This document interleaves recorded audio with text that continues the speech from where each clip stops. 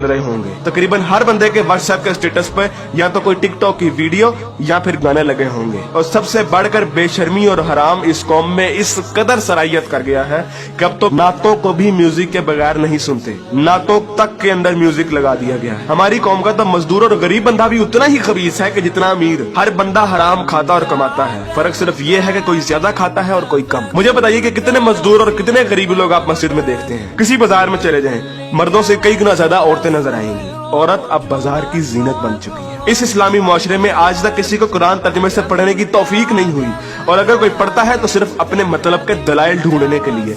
बरेलवी कुरान खोलते हैं तो ईद मिलादुन नबी को सही साबित करने के लिए, शिया कुरान खोलते हैं तो जुलूस और मातम को सही साबित करने के लिए, तबलीगी जमात वाले कुरान खोलते हैं तो सिर्फ तबलीग के दलाइल ढूंढने के लिए, औरतें कुरान खोलती हैं तो मर्दों को निगाहें नीची करने वाली आयत दिखाने के लिए, और मर्द कुरान खोलते हैं तो औरतों को पर्दा करने वाली आयत दिखाने के लिए। और बहुत सी अवाम तो ऐसी है कि जो सिर्फ और सिर्फ वजीफे करने के लिए कुरान खोलती है। यानी इन लोगों ने कुरान को अल्लाह की किताब नहीं बल्कि टेलीफोन डायरेक्टरी बना दिया है।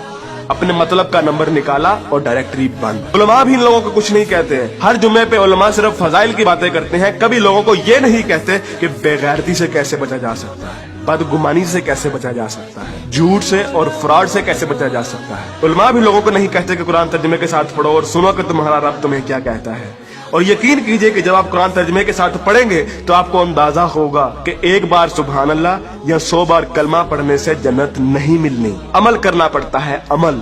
लेकिन हमारे मीठे मीठे उलमा और मुबल्लिग सिर्फ और सिर्फ मोहब्बतें बांटने पर जन्नतों का वीजा दे देते हैं। जिस मुल्क में दुनिया में सबसे ज्यादा ईद मिलादुन नबी मनाई जाती हो, मुहर्रम के जुलूस निकलते हो, तबलीगी जमात वाले तबलीग करते हो, वही मुल्क दुनिया में करप्शन और झूठ और हराम कमाने में सबसे आगे है। तुम लोग कुर्बानी के लिए जानवर भी लेते हो तो सिर्फ लोगों को दिखाने के लिए, अपना स्टेटस कायम करने के लिए। यकीन कीजिए असल गद्दार आप हैं। कायदे आजम अल्लामा इकबाल और 50 लाख शोहदा के लहू से गद्दारी की है आपने, पाकिस्तान से गद्दारी की है आपने, और सबसे बढ़कर अल्लाह और उसके रसूल से गद्दारी की है आपने। गज़वा उहद में जब सहाबा ने हुजूर अकरम सल्लल्लाहु अलैहि वसल्लम की एक छोटी सी नाफरमानी की थी, तो उस छोटी सी नाफरमानी की बिना पर अल्लाह ने मुसलमानों को बहुत बड़ी शिकस्त दी। हालांकि वो सहाबा थे और अल्लाह के रसूल भी उनमें मौजूद थे।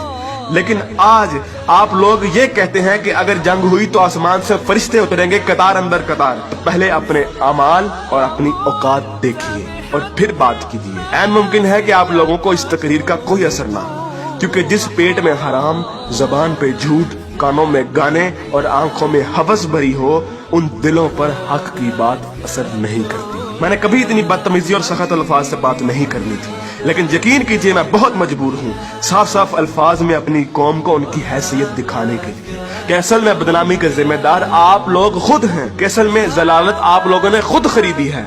ना तो आप कुरान के मोमिन हैं, ना इकबाल के शाहीन।